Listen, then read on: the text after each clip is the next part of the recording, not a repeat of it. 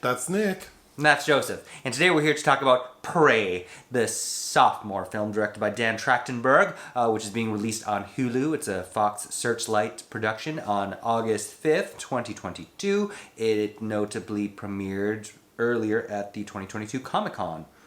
Do I know Dan's first movie? You do. 10 Cloverfield Lane from 2016. Oh, with the man from Roseanne. John Goodman. I like that movie, I recall. And Mary Elizabeth Winstead, I believe. Yes, again inserting himself in a well-established-ish franchise, because this is... I had read that its original conception was to be a prequel to 1987's Predator, starring Arnold Schwarzenegger, directed by John McTiernan, and technically, I don't think it's that. And it's also the fifth standalone Predator film, because we're not counting those sacrilegious Alien vs. Predators films. I liked this movie. I went into it thinking it was a prequel. Same, yeah. So I was a little confused halfway through realizing that it's not that. It's the same story of all the other Predator movies. This alien creature comes to Earth to hunt, so it's like a game. But this time it's set 300 years ago. In 1719 in the northern Great Plains amongst the Comanche Nation. So the story's pretty basic. It revolves around a young lady. I would say she's what, like 16? Naru, yeah. She's a member. What's the character's name? Naru. And who plays her? Amber Midthunder, who we've seen in two recent Liam Neeson films that weren't very good, including The Ice Road and The Marksman. Oh, I like The Ice Road though, because it's fun. Sure. Yeah. Basically Wages of Fear, but yeah. But her character is part of the Comanche people, and so we're witnessing their tribe. Mm-hmm. And it's, the gender roles are such that the men hunt and the women sort of... Yeah, that traditional hunter-gatherer. Yes, yes. But it's clear she says, like, she wants to hunt. So we already know where this is going, that she's going to hunt the predator. And she does, and she kills it. But there was so much about this movie I liked. I was so surprised. Because, then I saw it was Hulu, and I was thinking, oh, it's going to be like a sci-fi channel type movie. Well, the quality of this movie is quite good. I really don't have anything but good things to say. So I'm going to start with the thing that didn't work for me and why. Well, it's a big thing. It's a big thing. And I probably would give this movie an excellent score, like 4 out of 5, if it weren't for this one thing. Which is, I don't understand why all these Comanche people are speaking English, and they're speaking like what sounds like very modern, very good English. Yeah, they're speaking contemporary. I'm not a historian. I don't know if the indigenous people back in the 1700s spoke English that well, but it just seems odd. But even if they did know English, they would not be speaking it amongst themselves, especially when the way that they're trying to keep this culture intact in this film is she's speaking to her dog. She speaks to her dog in her native tongue. But then we have some white Europeans who are speaking French. Yeah, they're French fur trappers. So they're speaking French. Who are not subtitled, which we is don't fine. Get subtitled. Who I guess who cares what these assholes are saying, but they're speaking French. And there's notably another character that is able to communicate with her in English. He's shown to be kind of like a racial other, and he says like, "Oh, I speak many languages," and he's trying to. I'm gonna circle back to his ass, but. But to me, this feels like there was an original screenplay treatment that he was supposed to also be Comanche or of another tribe that knew enough words to speak with her. Yeah.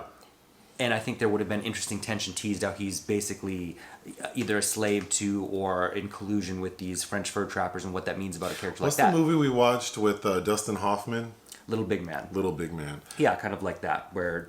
Anyway, that was very distracting to me. But if I eliminate that, I think this was a very well done reimagination of a very familiar story. Yes, there's nothing that is surprising, but that doesn't mean to say there isn't some tension. And again, that's where the importance of character work comes in. And I think that Amber Midthunder gives a good performance. And I liked her so much. I liked her so much, that character, that I think this movie could have. You didn't even need the Predator. Mm-hmm. I could have just focused on this young lady wanting to be a hunter and all the things she goes through and how the male members of her tribe doubt her and she gets their asses together. That was very satisfying. Yes. So even without the Predator, I was very satisfied. But when the Predator does show up, like, like halfway to 2/3 of the way through and is really like present. That was also a lot of fun. But yeah, the English threw me off, especially because her brother, who plays her brother? It's his film debut, Dakota Beavers. That man is very attractive. Mm-hmm. And so that's already distracting. And then he speaks perfect English, and the way he's talking, I don't know, it just seemed like someone I'd see sitting in like Venice drinking a kombucha somewhere. Like it just, yeah. Well, and then her mother, I think too, I felt the same way. The way she chide her, and but it felt very modern. Let me go through my little notes. So, because she's a young lady and she shouldn't really be hunting, all of the male members of her tribe are trying to encourage her to just stay in her lane. But she notices, because she likes to go tracking, as they say, which I'm not a hunter, so I don't know if these are common terms, but like her out trying to find things to hunt. And she's like noticing different things in the environment, like footprints and blood on leaves and things of that nature. And she is convinced that there's something out there that's bigger than like a lion. Well, she also sees it from the sky. The opening credits. Oh, that's right. The opening credits are the Predator spaceship hitting the atmosphere, which she sees, and she refers to it as the Thunderbird. Which was a little confusing to me because it made me think that they've seen that before. Or maybe there was like tales of it before. Yeah, I think. Well, she references that it looks like something from Tale from their lore. Yes. So she's out there looking, and her and some of the guys go to hunt a lion. And that's injured another one of their tribe. Because another male member of the tribe has gone missing, so they go look for him. They see his injuries, realize it's probably a lion, so they go and they realize we have to kill this lion. She's also a crackerjack in medicine. Yeah, and I found those moments like intriguing. Mm-hmm. You know, it doesn't go into details of what she's doing, but I think just her confidence and her knowledge was very appealing. But when they go to hunt this lion, one of the guys with them is just talking all kinds of shit. And then that lion gets his ass together. Mm-hmm. I thought that was funny.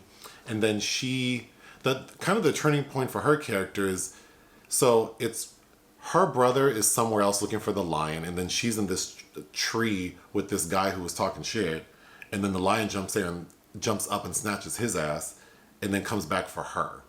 And she's able to somewhat injure it, but then she falls and hits her head and passes out. Mm-hmm.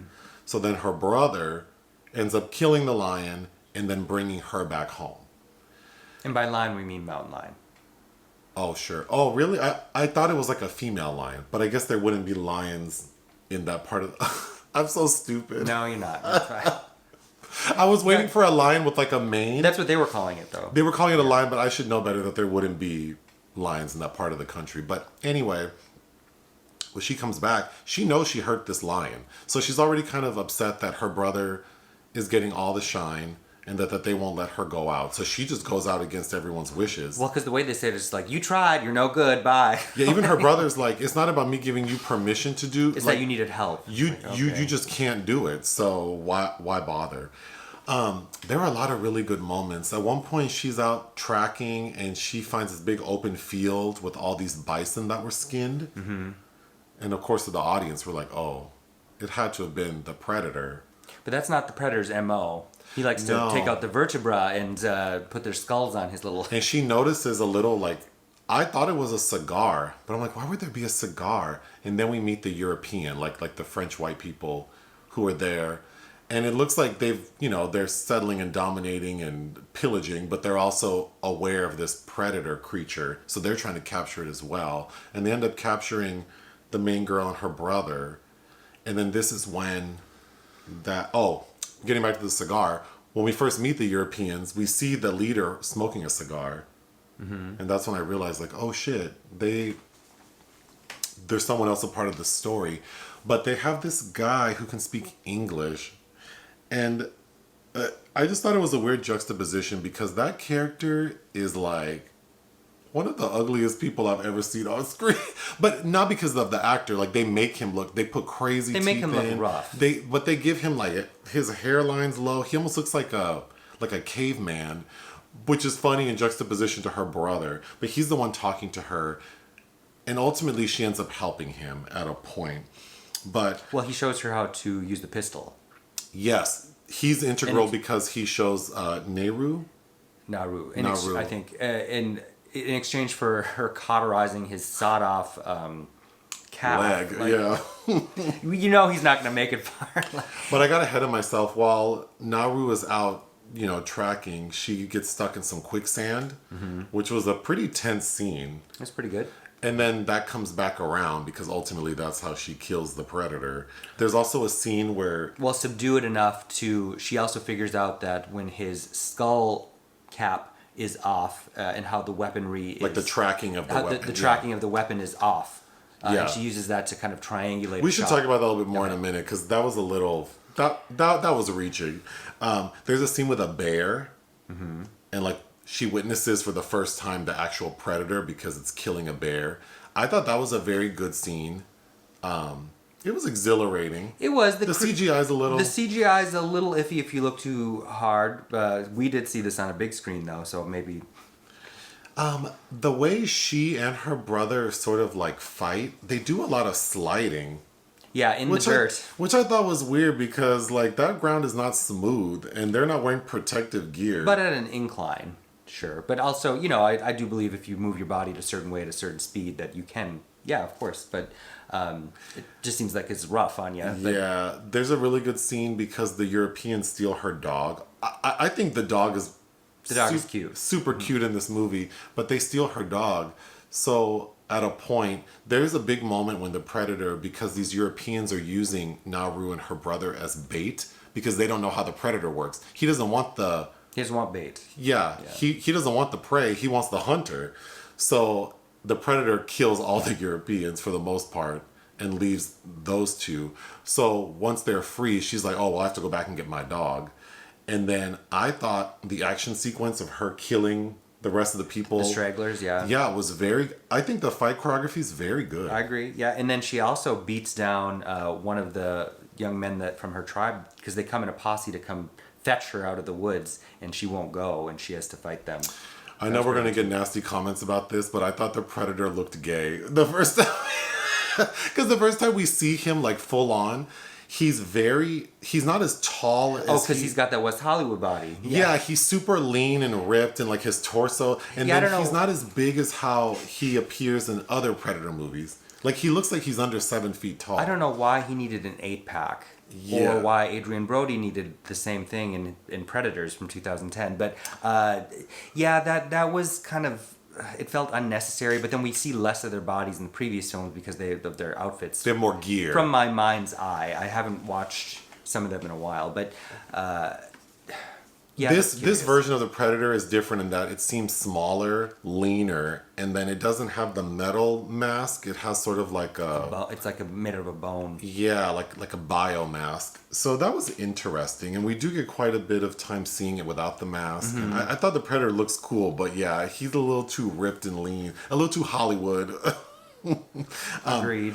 So something else that's kind of cool, because you mentioned Naru knows medicine, there's this like orange plant that's referenced quite a bit, and it has like analgesic properties, and as a function of that, it makes the person's body temperature go down significantly, which, as we might remember, the predator sees through like thermal imaging or whatever. So she uses that with great effect to sneak up on the predator. I thought that was a really cool feature. Yes, and I think the overall theme of being maybe the most lethal predators are the ones that have the element of surprise, are the versatile predators, if you will. That's all I have. I just really liked... I really like the score by Sarah Schachner. Oh, yes, I did write that down. Sarah Schachner, who scored The Lazarus Effect, amongst many other things. Jeff Cutter was the director of photography, who also lends the first Orphan film, which I'm a fan of, as well as 10 Cloverfield Lane, and a horror film about the son of Satan recently called Eli, which I wasn't a fan of. But I think that Amber Midthunder really is a standout in which roles in those aforementioned Liam Neeson films don't give her the chance to do. I did think of Aubrey Plaza a couple times watching her. Yes, those big eyeballs. Say that, yeah, but I really liked her. I for a movie like this, oftentimes the background story takes a back seat to just like foolishness and what maybe the fans of the franchise want. But in this one, I feel like whoever wrote it took the... Patrick Aison, this is his debut feature, but he's written episodes of Wayward Pines and Tom Clancy's Jack Ryan. This feels like this person took extra care. I think it's my understanding that it took many years to develop this because the original producers, I think, sued and tried to delay it. It's, compromises were made, namely that I can't believe that this is shot in English. But as far as the compromises facing other Predator films in the franchise, I think this is probably the closest thing to the quality of the 1987 original, because 1990's Predator 2, starring Danny Glover and Maria Conchita Alonso, that was supposed to be New York. They couldn't get Arnold. They shot it in L.A. There's a lot of things that don't make sense. But I recently watched. We did a podcast on it. Oh, that's right. Mm-hmm.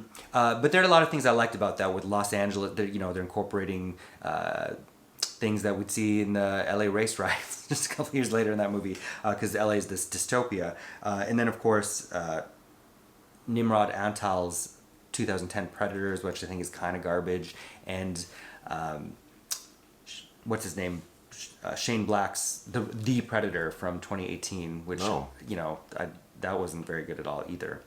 Well, if this would have been filmed in this tribe's native tongue, I'd give it 4 out of 5. As it is, I'd give it 3 out of 5. I think 3 out of 5 is fair as well. I don't know that native language would have made this seem, original by any means, but it's a very interesting take on a familiar scenario. But I enjoyed it overall. Anything else? No.